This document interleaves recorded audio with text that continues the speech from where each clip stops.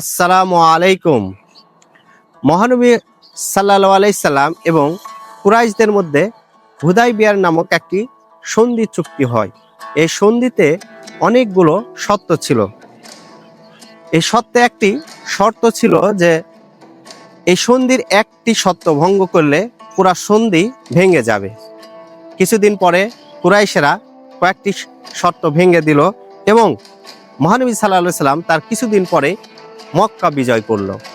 তা আমি বর্তমানে লক্ষ্য করছি পাকিস্তানে যে ইরান, ইসরায়েল এবং আমেরিকার যে যুদ্ধবিরতির শর্ত আরোপ চলছে, এটা প্রথমে ইসরায়েল ভঙ্গ করবে এবং রাশিয়া, চীন এর সহযোগিতায় ইরান আবার ইসরায়েলকে হামলা করবে এবং ইসরায়েল ভবিষ্যতে ক্ষতিগ্রস্ত হবে।